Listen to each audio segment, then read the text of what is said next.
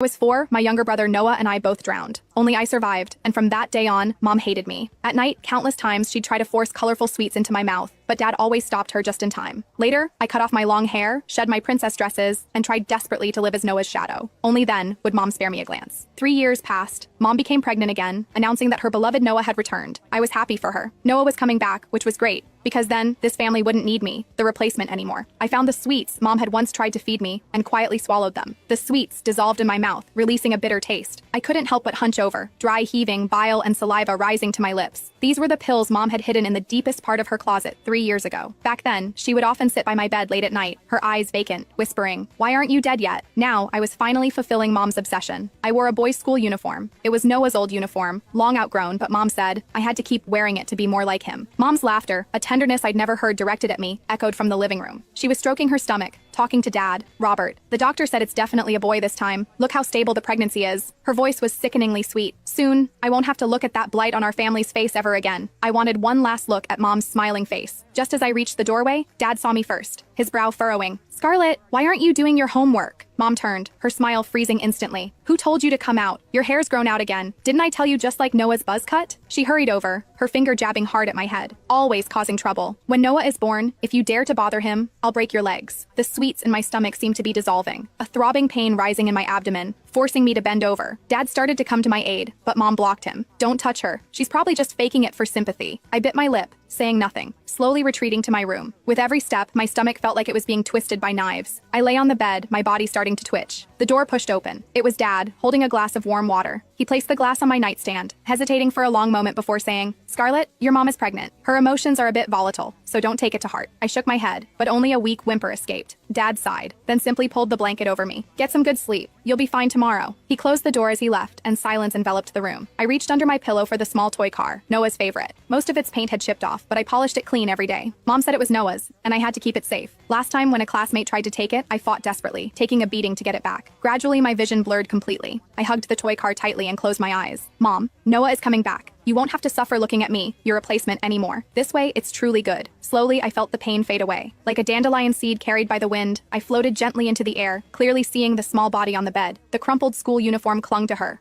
face as white as paper, her lips an unnatural purplish blue. A smudge of undigested bile still clung to the corner of her mouth, and in her hand, she clutched that small toy car. Mom pushed the door open just as I was looking down at my own hands. They were transparent, allowing the sunlight to pass through them, revealing a photo of Noah. She didn't glance at me on the bed. Instead, she walked straight to the desk, picked up Noah's photo, and meticulously wiped it clean, murmuring, "Noah, Mom's going to buy you a